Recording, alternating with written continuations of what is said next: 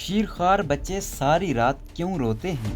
ان کو پرسکون رکھنے کے لیے ماؤں کو کیا کرنا چاہیے؟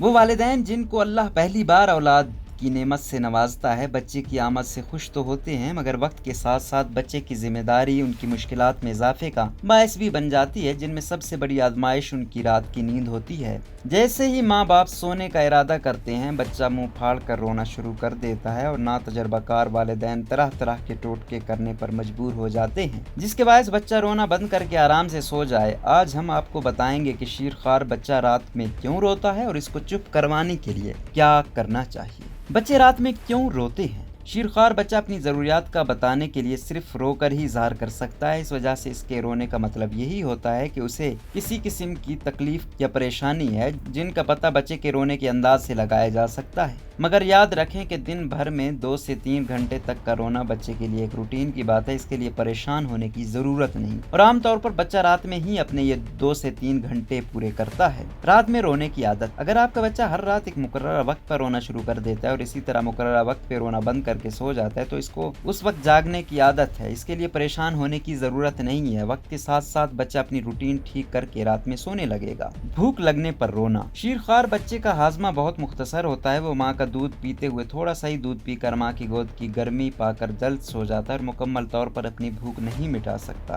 اسی وجہ سے اس کو بار بار بھوک لگتی ہے، جس کا اظہار وہ رو کر کرتا ہے اور دودھ پینے کے بعد سو جاتا ہے۔ پیٹ میں درد: عام طور پر بچوں کا ہاضمہ بہت نازک ہوتا ہے، اگر وہ روتے ہوئے بار بار اپنی ٹانگوں کو اوپر کر رہا اور اس کے پیٹ پر بھی سختی ہو تو اس کا مطلب ہے کہ وہ پیٹ کے درد کے سبب رو رہا ہے۔ اس صورت میں اس کے پیٹ پر کسی بھی آئل سے ہلکا سا مساج کریں اور یہ چیک کریں کہ بچے کو قبض تو نہیں ہے۔ بعض اوقات گیس کے سبب بھی پیٹ میں درد ہوتا ہے۔ بخار کے سبب: بچے کا جسم عام طور پر گرم رہتا ہے، اس لیے بعض اوقات بخار ہونے کے باوجود پتہ نہیں چل سکتا۔ اس وجہ سے اگر بچہ بے وقت رو رہا ہو تو اس کا ٹمپریچر ضرور چیک کر لیں اور بخار کی صورت میں اس کو ڈاکٹر کو دکھائیں۔ ڈائپر تبدیل کرنا: بچہ فطرتاً بہت صاف طبیعت ہوتا ہے، اس وجہ سے اگر اس کا ڈائپر گندا ہو تو اس صورت میں بھی رونا شروع کر دیتا ہے، اس لیے اس کے ڈائپر کو صاف کر لیں۔ وہ اگر اس وجہ سے رو رہا ہو تو وہ چپ ہو جائے گا۔